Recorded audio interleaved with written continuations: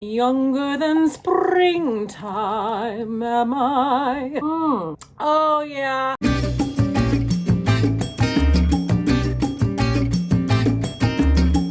So today I am breaking out the Rephr Dry Rosé Cider. If you guys have not tried this, you need to get on it. This is one of my favorite drinks. I could have this year round, but really it's like a spring summer drink. Oh, they give you the calories on the back. It's only 160 calories for a bottle. That's not too bad. Today we're gonna do something a little bit different. This is a video that I've been wanting to make for quite some time. This is the truth about being a beauty YouTuber. How's that for a clickbait title?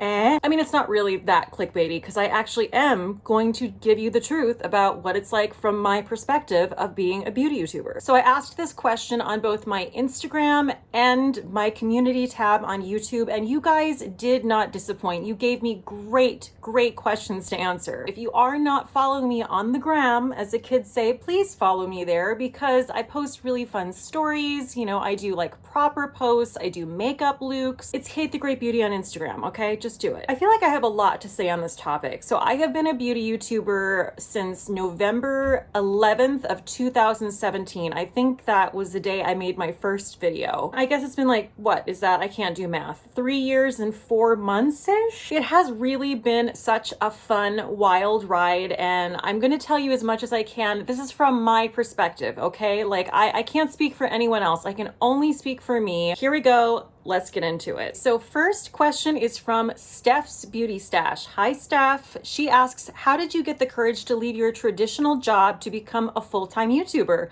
One day, I hope this will happen to me. Excited to watch this video. Great questions. So I have never really had a traditional job. I don't think ever, because I'm an actor. I live in New York City. That's what brought me to New York City.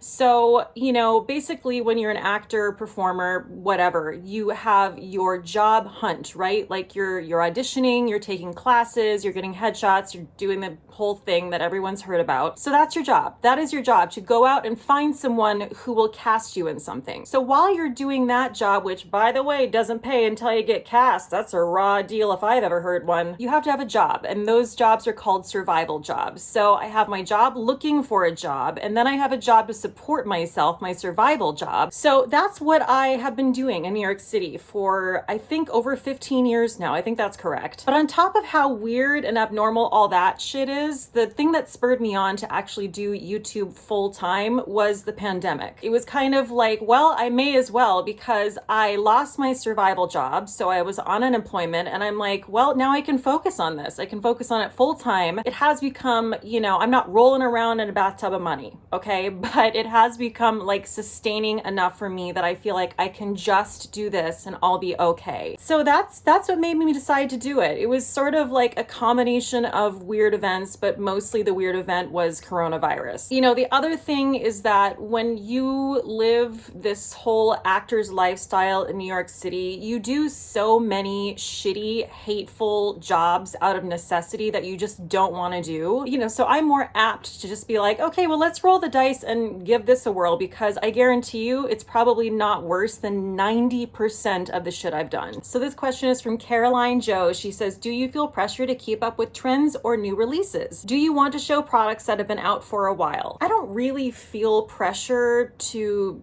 do anything, to be honest with you.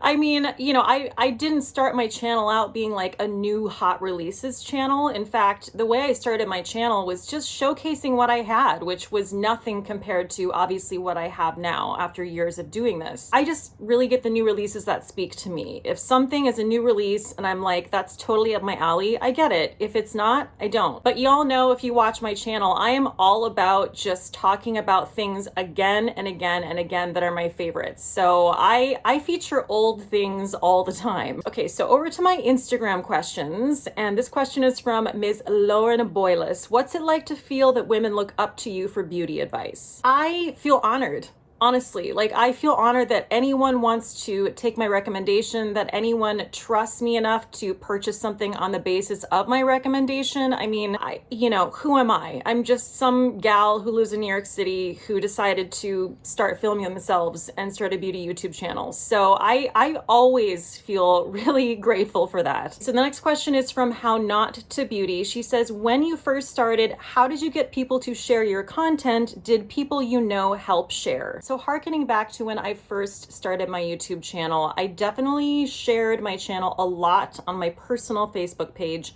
Now I have my Cate the Great Beauty page, but I'm talking about just my Cate personal page, which I'm sure annoyed a lot of people.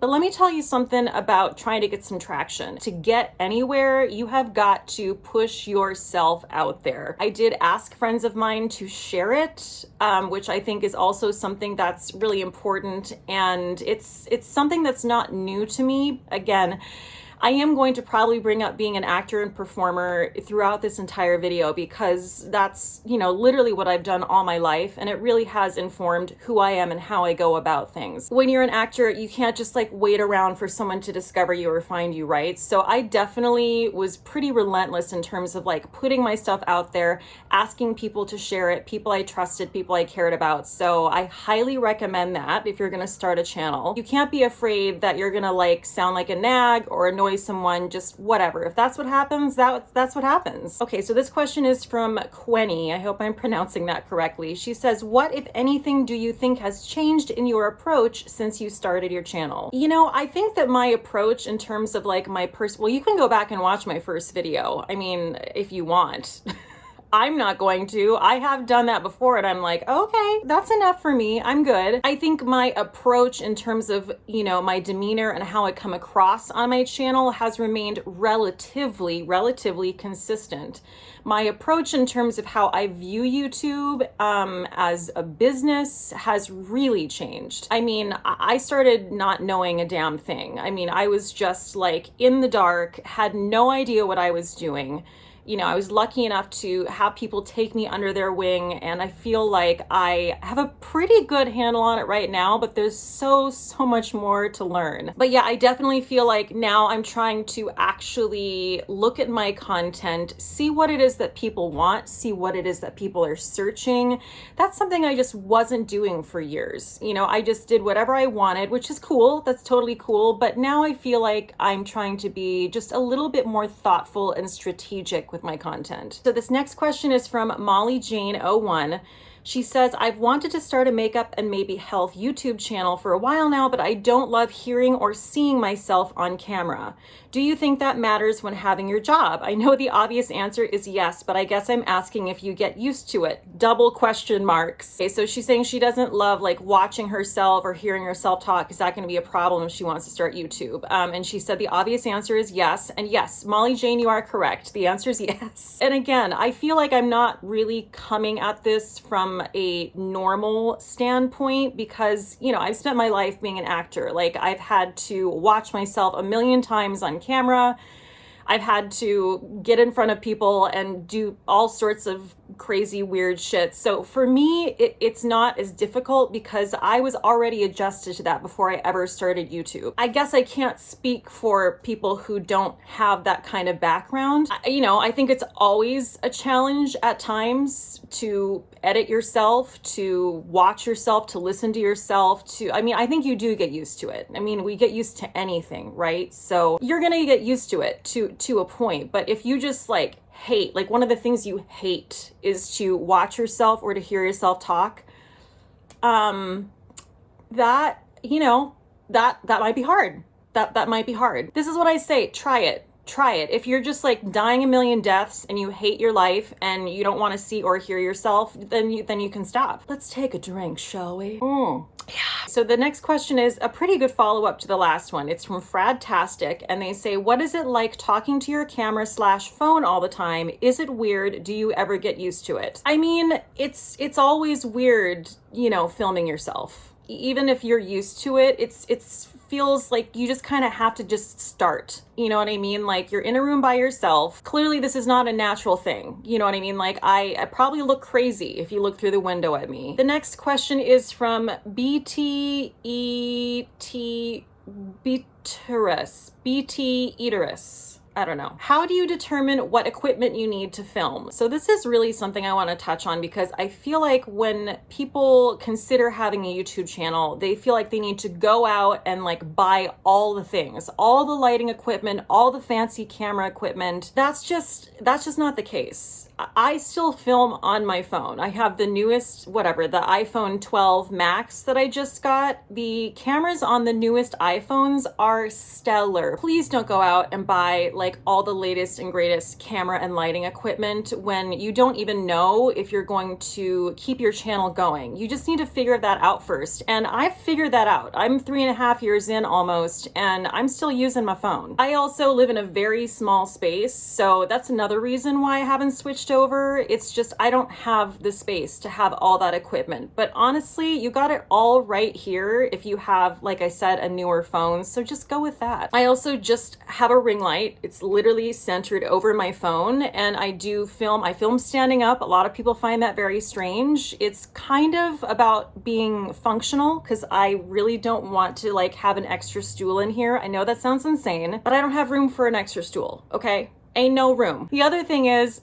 because I started filming that way, I'm used to it, and I actually feel like it's better because, and this is also like, forgive me if I sound super actory, from a singing standpoint and acting standpoint, just you're more engaged and you're more sort of awake and alive when you're standing up. When you're sitting down, you're in a relaxed position. I actually sat down in my videos when I was doing a cruise ship contract as a performer. I did that for 7 months. And I do notice when I've gone back and looked at those videos, they're great, they're fine. But I do notice I was definitely more sort of like a little pulled back, a little more relaxed. I just feel more energetic when I'm standing up. So anyway, I have a ring light and then I film with daylight if I can. And that's pretty much all I have. So you just need like some decent lighting and a good phone. Oh, this is a good one. Cate LaValle asks, why do you think people feel entitled to critique YouTubers?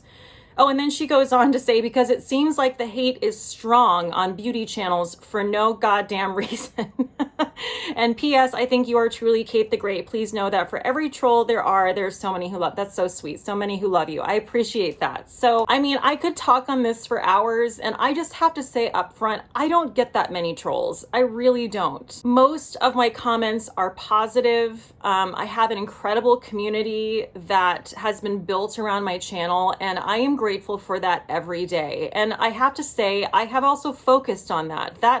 That goes back to the approach question. I have really in the last year honed in on the type of people I want watching my content. And who is that type of person, you ask? Well, they're nice people. They're nice people. They're not troll people. They're not Karen-esque. They're none of those things. And how I kind of culled that down is I've made it very clear about my beliefs. I've made it very clear what the standard is on my channel. I do not accept negative comments. That is not welcome. And I'm very outspoken about that. And honestly, I get a lot less thumbs downs and I get a lot less negative comments ever since I did those things. So to me, that really just speaks volumes to you got to teach people how to treat you. Some people are gonna know because some people are awesome, but you know what? A lot of people aren't. So you gotta lay down the law and be like, these are my community guidelines. If you're a troll or you're an asshole at one of my live streams, I'll probably call you out. I'll probably do it in like a comedic way, but I will. If that's something that bothers you, well, I guess that's tough noogies. You probably shouldn't have been a dick. So, you know, ever since I started getting,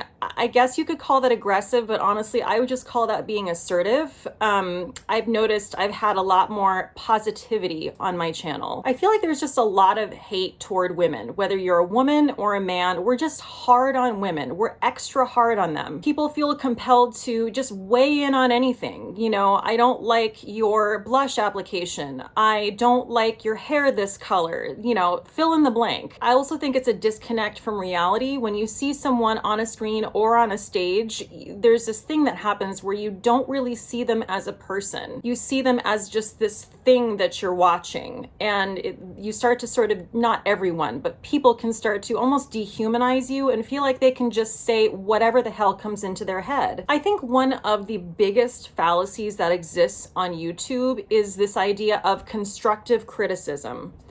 It exists across the board, but we're speaking specifically about this. And most of the time, in fact, almost all of the time, I'm never ever asking for anyone's advice. And I'm never asking about how you like my hair, how you like my outfit, how you like my makeup. So unless I ask you specifically, I don't want to hear your negative thoughts. You know, I've had a couple people be like, oh, so then only like glowing reviews then for you? Is that just like, that's all we can say? And I'm like, ding, ding, ding, ding, ding. We have a winner. Yes, that's correct. If you don't have anything nice to say, don't say anything at all. If I put up a video, obviously I thought I looked good. Obviously I chose my makeup, I chose my hair, I chose all those things. This is how I look. So for you to weigh in when I didn't ask you is just a dick move. And I just feel like there's so many, I'll say it, Karens out there. Karen can be anyone, by the way. Karen can be a man too, okay? It's a vibe. So many Karens out there who are just like, well, I don't get to say what I want. Like, you get to say what you want. It's like, yeah, this is my channel.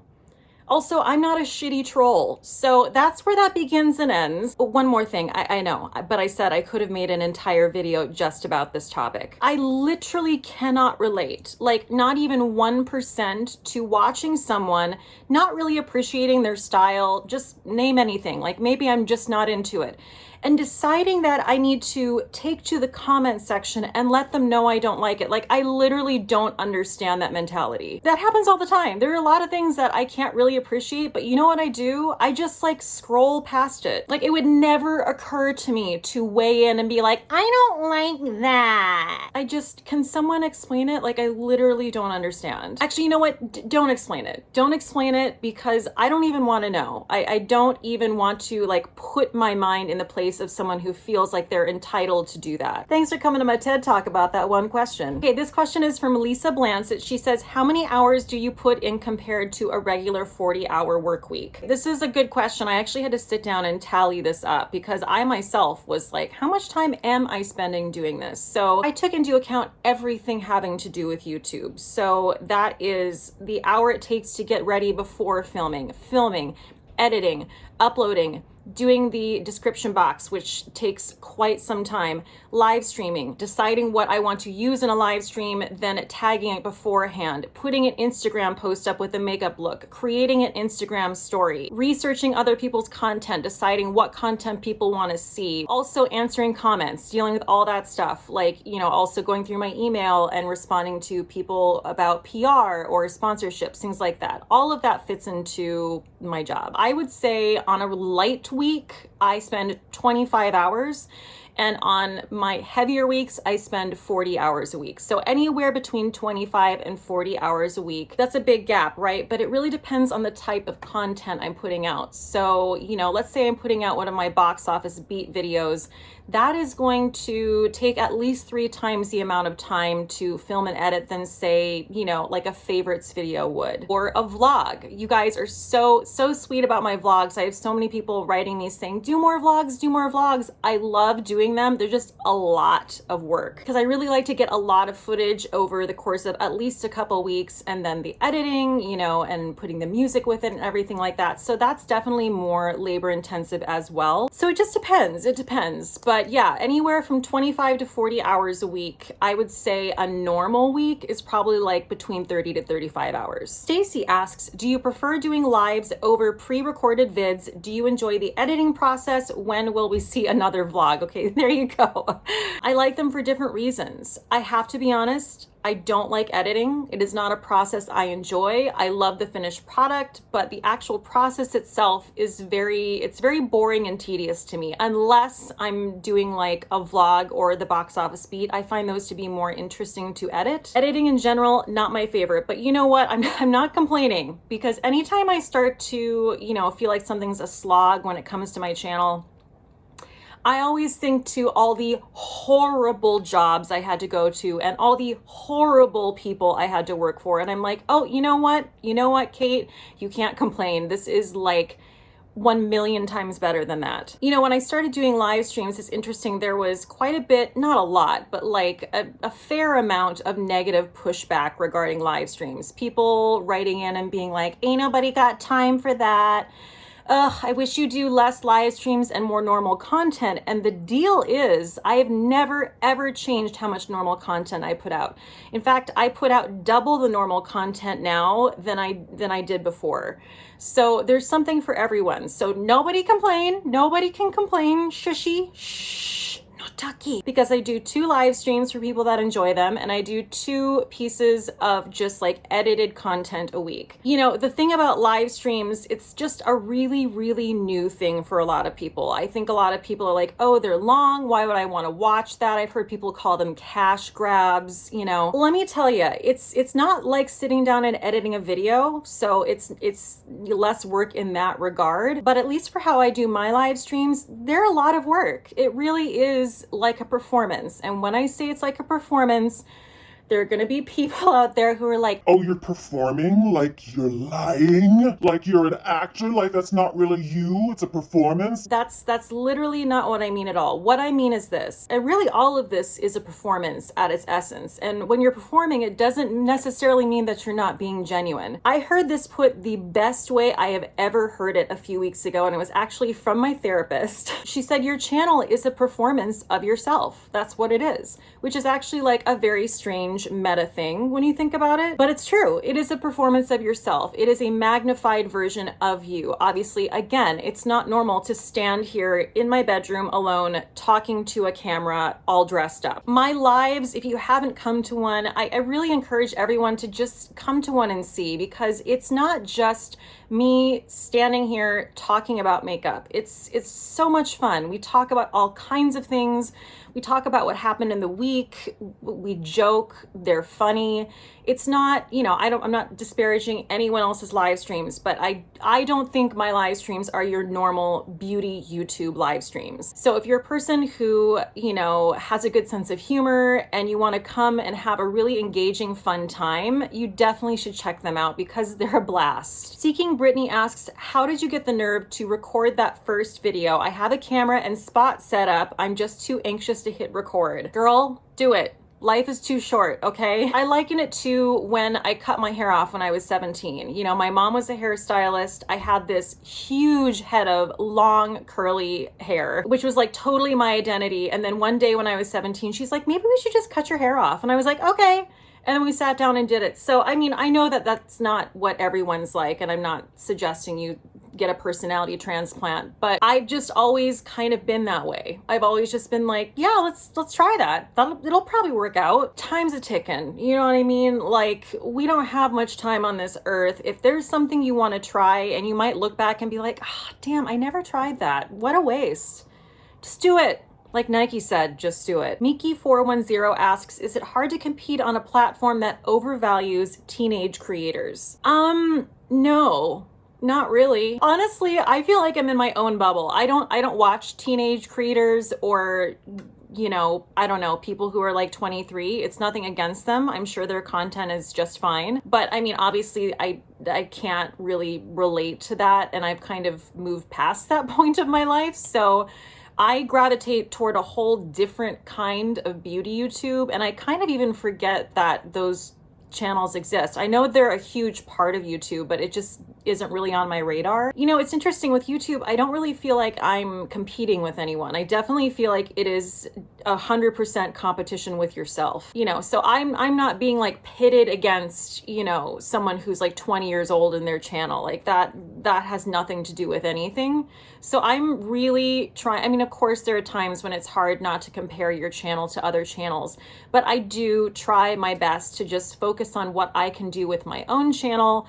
And I'm certainly not comparing myself to teenagers. That would be tragic. Mi Kanata asks, how do you get used to having fans, especially ones who send stuff that's a lot of money? I mean, I don't know that anyone ever gets used to that. I'm just always amazed that I have, like I said, such a great supportive community. And when people send me stuff, it's like Christmas. You know what I mean? Like, it's always exciting. I can't wait to open it. I hope that I adequately express my gratefulness to you when I do receive things. State of Cate asks, what are your goals for your channel? You know, I mean, I'm not like a huge like vision board person. I've never been a person who like sits down and like journals my goal. I probably should be, but I just never have been. You know, if I think about my goals and what I have in mind or my hopes for my channel, I want to keep organically growing my channel. I want to keep finding people like you guys who are really quality, who get my sense of humor, get my dry sense of humor, who like something a little bit more eclectic and funky, just people who align with my channel, my values. That's really important to me. I do want to keep growing, absolutely. Like that's really, really important, but I want to keep finding my people. And on that note, I'd say anyone who you feel like would love my channel, please share my channel. It is so helpful to me. And like I said, I just want to keep on like bringing in an awesome group of people so we can build this really fun, positive community. But you have to have a sense of humor, okay? That's one of the requirements. Don't bring in people who are humorless because I'm gonna have to block and delete eventually. So I'm gonna end on this question from Pie Nicole. She said, what is your favorite part of being a YouTuber? Coming from this place of being a performer in New York City, it's very stifling. You don't have control. You're constantly giving someone else control. You're saying, let me know if you want to cast me, what you want to do with me. I have never felt more free and more creative as I have with this channel. I get to totally be true to myself. I get to make really fun, creative content. I get to be my own boss. And I think that freedom in content creation and creativity is one of my most favorite things, if not my most favorite thing about having this channel. A couple other things, the people that I've met, I have made such incredible true friends. Two of them are Michelle Wong and Better Off Red. And I have to tell you, when I say like I owe my life to them, I really mean it because they have helped me so much with my channel. They have given me so many ideas. They've informed me. I mean, Sarah created my damn watermark for my channel, and I didn't even know a watermark was a thing at the time, okay? It was like I don't know how to do things. It's like I'm a child. I'm really grateful for the friendships I've made on YouTube. And of course, the third thing, I would be remiss if I did not tell you that I'm grateful for you guys. That's one of my favorite things. I love interacting with you guys on Mondays and Wednesdays on my live streams. It's so much fun. I love all the lovely comments I get from you guys. I don't want to sound schmarmy, but I really appreciate it. I really, really appreciate you. So those are my 3 favorite things about having a YouTube channel. And that sums it up. You guys killed it with the questions. I got so many just well-articulated, lovely questions. I realized in my last video, I forgot to cheers something. So I'm not going to forget this time. You know what I'm going to cheers? Cate the Great subscribers, good job. Thank you guys so much for joining me. I thought this was so fun. I feel like we covered a lot of ground, and cheers till next time.